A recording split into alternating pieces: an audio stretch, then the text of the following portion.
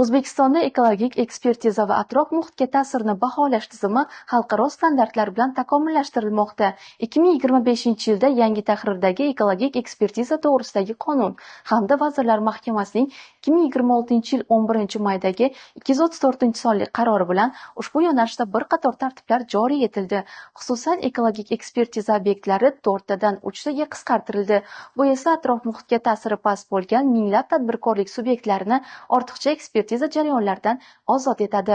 Avvalgi qonunda jamoat ekspertiza to'g'risida norma belgilangan bo'lib, lekin shu vaqtgacha bu norma ishlamaganligi uchun yangi qaror bilan jamoat ekspertiza nizomi tasdiqlandi. Ya'ni bu jamoatchilik tomonidan yoki nodavlat tashkilotlar tomonidan fuqarolar tomon birgalikda jamoat ekspertizasini o'tkazish, kerak bo'lganda o'sha fuqarolarni murojaatlarini ko'rib chiqqan holda ekspertiza o'tkazish bo'yicha nizom belgilandi. Bunda o'sha ekspert komissiyalar yoki ekspert a'zolarini qo'yilgan talablar, necha kunda o'tkazish kerak, korxonaning huquq majburiyatlari va o'sha jamoatchilik ekspertiza o'tkazmoqchi bo'lgan tashkilotlarning huquq majburiyatlari belgilab berildi.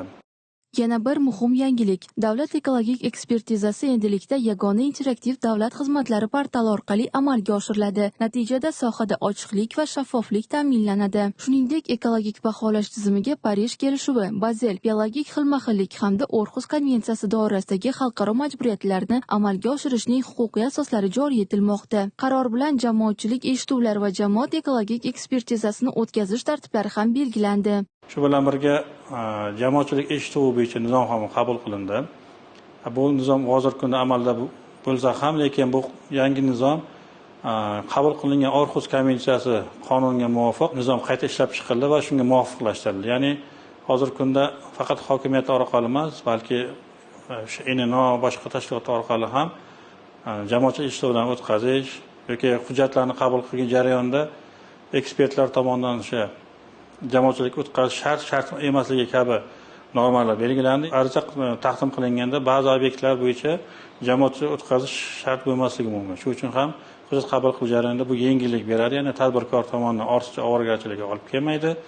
Ya'ni jamoatchilik o'tkazilmaydi yoki o'tkazish kerak bo'lsa, tegishli yo'nalishlar beriladi. Qayerda, qay tartibda o'tkazish haqida shu normalar belgilab o'tildi. Bundan tashqari, loyiha ishlab chiquvchi tashkilotlar faoliyatini reyting asosida baholash, mutaxassislarga malaka sertifikatlarini berish hamda ularga qo'yiladigan talablar belgilanmoqda. Bu esa ekologik talablarga javob bermaydigan loyiha hujjatlarining tayyorlanishini oldini oladi. Ma'lumotlarga ko'ra, 2025-yilda davlat ekologik ekspertizasi organlari tomonidan 49620 ta ekologik xulosa berilgan. Shundan 700 ga yaqin loyiha ekologik talablarga javob bermagani aniqlangan. Yangi qaror bilan ekologik baholash tizimiga zamonaviy xalqaro mexanizmlarni joriy etish, atrof muhit muhofazasini ta'minlash, ekologik xavflarni kamaytirishga xizmat qiladi. Bu jarayon nafaqat tabiatni asrash, balki kelajak avlod uchun sog'lom va xavfsiz muhit yaratishda ham muhim omil bo'ladi.